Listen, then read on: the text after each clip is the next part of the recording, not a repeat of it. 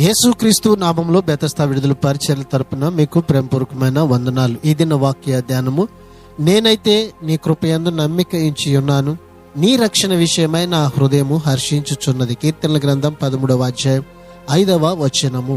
ఇక్కడ దావీదు తన మనస్సులో గెలుపొందినట్టు తన తలంపులలో తిరిగి మరోసారి పూర్తి నమ్మకం, ధైర్యం చేకూరాయని చూపిస్తున్నాడు. ఆందోళన చెందిన మనసుకు దేవుని కృపపై నమ్మకం ఉంచడం గొప్ప ఔషధం. ప్రపంచాన్ని జయించేది నమ్మకమే. జయించాలంటే మన దృష్టి మనపై నుంచి, మన కష్టాల నుంచి దేవుని వైపుకు మరలించాలి. పరిస్థితులను దేవుని మీద నమ్మకంతో చూడడం నిరుత్సాహాన్ని, నిరాశను కలిగించే తలంపులన్నిటినీ జయించగలదు. ప్రార్థన. మమ్మలను మిక్కిలిగా ప్రేమించిన మా ప్రియ పరలోకపు తండ్రి యేసయ్య, మరొక నూతన దినాన్ని మాకిచ్చినందుకు మీకు వందనాలు, స్తోత్రాలు చెల్లిస్తూ మీరు మాకిచ్చిన రక్షణను కాపాడుకుంటూ నీ యందు నమ్మికతో ముందుకు కొనసాగే కృపను ఈ దినాన ఇదిగో ప్రభువా మా అందరికి మీరు దయచేయమని యేసు పరిశుద్ధ నామములో ప్రార్థించి అడిగి వేడుకుంటున్నాము తండ్రి. ఆమెన్.